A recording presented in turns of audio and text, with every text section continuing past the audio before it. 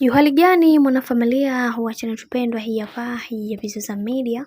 Kama ndo mara yako ya kwanza basi nikusihi usisahau kusubscribe, kulike, kushare pamoja na kucomment, kwani ukifanya hivyo utakuwa umejiweka katika nafasi nzuri ya wewe kuweza kuenjoy na kufurahi pia katika channel tupendwa hii hapa ya Bizoza Media. Sasa kuna mambo mengi ambayo yamekuwa yakiendelea katika maisha.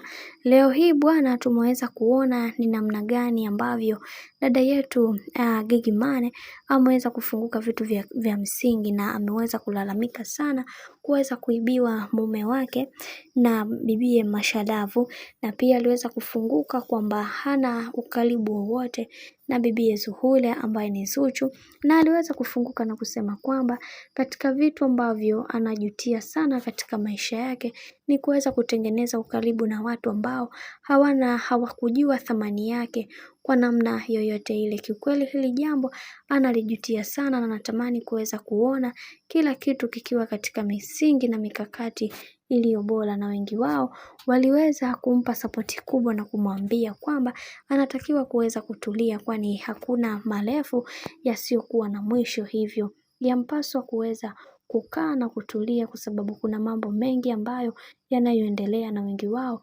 wanatamani kuweza kuona kila kitu kinakuwa katika misingi na mikakati iliyo bora zaidi, kwani wanasema siku zote mvumilivu hula mbivu. Hivyo yatupaswa kuweza kukaa kimya na kusikilizia yatakayoweza kujiri, maana kuna mambo mengi ambayo yanakuja kwa sasa.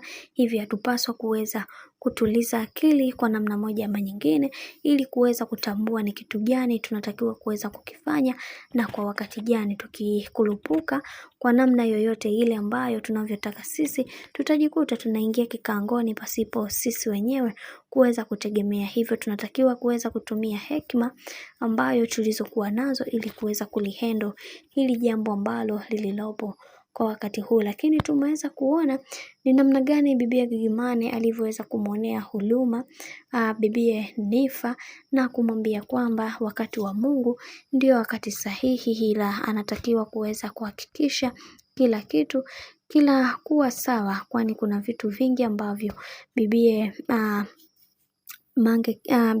Gigy Money anatamani kuweza kuona kila kitu kikiwa safi kabisa. Kwa upande wa Nifa, asiendelee kujibisana na watu, asiendelee kurushiana maneno na watu, kwani hicho kitu kitakuja kumsaidia sana katika maisha yake, kwani binadamu hawafadhiliki kwa namna moja ama nyingine. Hivyo unatakiwa kuweza kuelewa hilo kabla mambo mengine hayajaweza kuwa katika mikakati mingine ya watu. Hicho ndio kitu pekee unatakiwa kuweza kukitambua na kuweza kukielewa, kwa sababu kuna watu wameletwa duniani kwa sababu ya kuharibu maisha ya watu.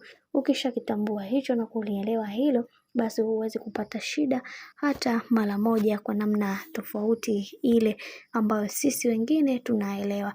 Kuna mambo mengi yamekuwa yakizuka sana mitandaoni, na haya yote ukiamua kuweza kuyakalia kimya, una uwezo huo na una uwezo wa kuweza kupambana na kutafuta maisha yako pasipo kumtegemea mtu wa aina yoyote.